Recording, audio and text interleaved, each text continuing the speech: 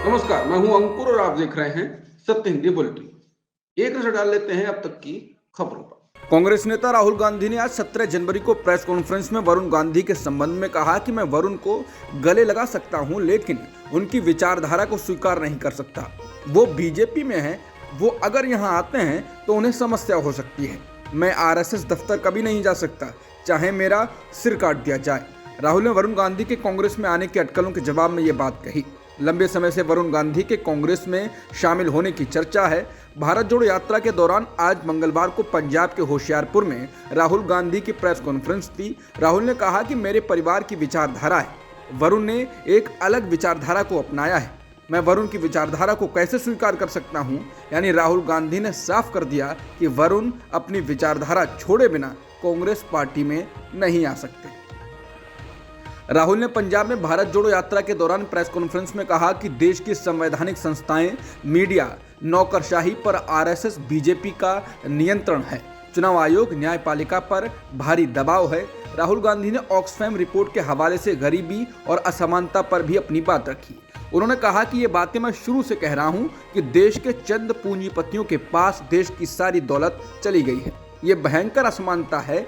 राहुल ने कहा कि मैंने अरबपति उद्योगपतियों की एकाधिकार वाले कारोबार की बात की। इन सारे तथ्यों को ऑक्सफैम ने रिसर्च करके पुष्टि कर दी है। बता दें कि राहुल गांधी कई मौकों पर कह चुके हैं कि अडानी और अंबानी ने देश के सारे संसाधनों पर कब्जा कर लिया है।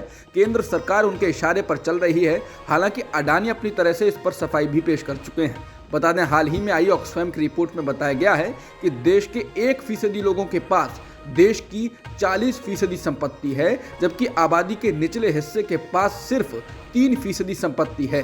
रिपोर्ट में यह भी कहा गया है कि भारत के 10 सबसे अमीर लोगों पर सिर्फ 5% टैक्स लगाने से बच्चों को स्कूल वापस लाने के लिए पूरा पैसा मिल सकता है। रिपोर्ट में कहा गया है कि सिर्फ 1 अरबपति गौतम अडानी पर 2017 से 2021 में उनको मिले लाभ पर अगर सिर्फ एक बार टैक्स लगाया जाए तो उससे 1.79 लाख करोड़ रुपए जुटाए जा सकते हैं। उस पैसे से साल भर के लिए 50 लाख स्कूली बच्चों के टीचरों को रोजगार दिया जा सकता है। ऑक्सफैम ने यह भी कहा कि 2020 में जब से महामारी शुरू हुई, नवंबर 2022 तक भारत में अरबपतियों की संपत्ति में वास्तविक रूप से 121% या 3,608 करोड़ रुपए प्रतिदिन की बढ़ोतरी हुई। यानी 2020 से नवंबर 2022 तक भारतीय अरबपतियों ने हर दिन 3,608 करोड़ रुपए कमाए। तो वहीं दूसरी तरफ सरकार को जीएसटी से जो 14.83 लाख करोड़ रुपए आए, इसमें से 64% आबादी के 50% लोगों से आए। यानी सरकार की जीएसटी के आमदनी में 64% हिस्सा इस देश की आधी आबादी का है। सिर्फ 10% टॉप लोगों से 3% जीएसटी आया। जेपी नड्डा अब 2024 तक बीजेपी अध्यक्ष के पद पर बने रहेंगे। ये जानकारी आज बीजेपी के पूर्व अध्यक्ष और केंद्रीय गृह मंत्री अमित शाह ने दी। अमित शाह ने बताया कि सदस्यता अभियान पूरा नहीं होने की वजह से उनका कार्यकाल बढ़ाया गया है। अमित शाह ने कहा कि कार्यकाल बढ़ाने का प्रस्ताव पूर्व अध्यक्ष राजनाथ सिंह ने रखा, जिसे राष्ट्रीय कार्य समिति ने सर्वसम्मति से मंजूरी दी। जेपी नड्डा 20 जनवरी 2020 को बीजेपी के राष्ट्रीय अध्यक्ष बने थे।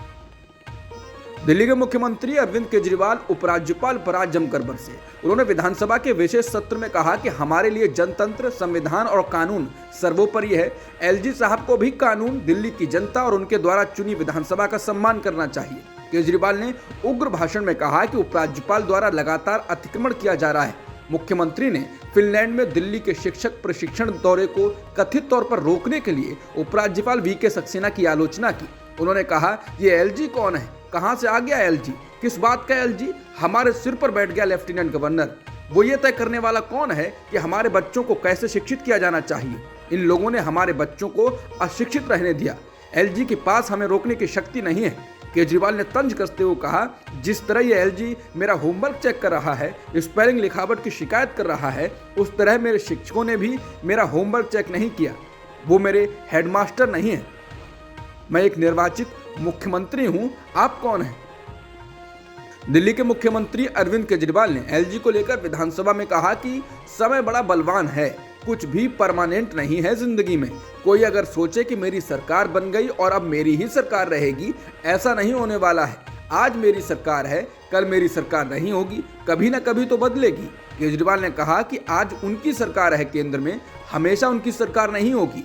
आज दिल्ली में हमारी सरकार है, उनके एलजी हैं, केंद्र में उनकी सरकार है।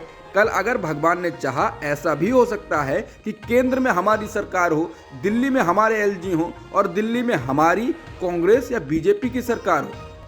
हम ये तय करेंगे कि हमारा एलजी इस तरह तंग नहीं करेगा। उन्होंने कहा, हम चुनी सरकार की इज्जत करते हैं, लोगों के वोट की इज्जत करते हैं, संविधान की इज्जत करते हैं। अरविंद केजरीवाल ने आरोप लगाया कि उपराज्यपाल ने दिल्ली नगर निगम के दिसंबर में हुए चुनावों में 104 सीटों पर भाजपा की जीत के बारे में भी शेखी बगा दी। अरविंद केजरीवाल ने एलजी पर आरोप लगाया कि उन्होंने एक बैठक के दौरान मुझे बताया कि भाजपा ने एमसीडी चुनावों में उनकी वजह से 104 सीटें जीती और उनके बिना 20 सीटें भी नहीं जीतती।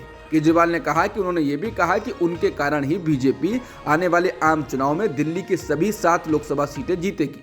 गुलाम नबी आजाद की अगुवाई वाली डेमोक्रेटिक आजाद पार्टी को आज एक बड़ा झटका लगने जा रहा है। आज उनकी पार्टी के महासचिव निजामुद्दीन खटाना और इसके 3 दर्जन से अधिक संस्थापक सदस्य कांग्रेस में शामिल हो रहे हैं।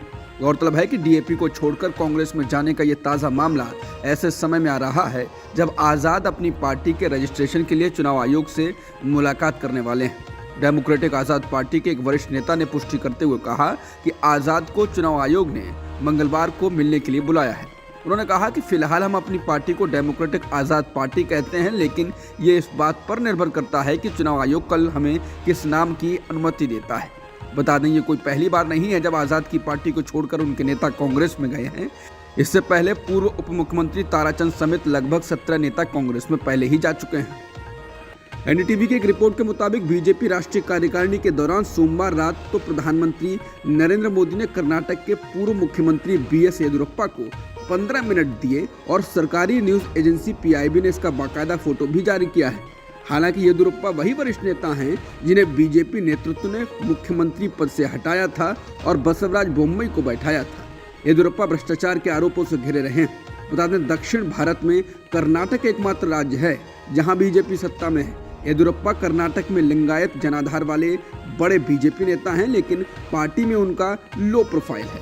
लेकिन जैसे जैसे कर्नाटक का चुनाव करीब आ रहा है, बीजेपी येदियुरप्पा को संसदीय बोर्ड में ले आई है। बीजेपी का संसदीय बोर्ड सारे महत्वपूर्ण निर्णय लेता है। इसमें पार्टी प्रत्याशियों के टिकट तक तय किए जाते हैं। येदियुरप्पा को इस बोर्ड में लाने का सीधा सा अर्थ है कि कर्नाटक में टिकटों का फैसला करते वक्त येदियुरप्पा की सुनी जाएगी। येदियुरप्पा की पीएम मोदी के साथ मुलाकात ने कर्नाटक के 4 बार के मुख्यमंत्री के लिए किस्मत बदलने की अटकलों को फिर से हवा दे दी। बता दें, कर्नाटक में इस साल विधानसभा चुनाव होने हैं, जिसकी चुनावी प्रक्रिया अगले 4 महीनों में शुरू हो जाएगी।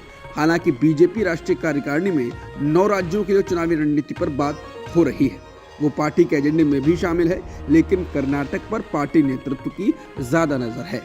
बीते साल दिसंबर महीने में भारत के निर्यात में गिरावट दर्ज की गई। देश का निर्यात दिसंबर महीने में 12.2% घटकर 34.48 अरब डॉलर रहा।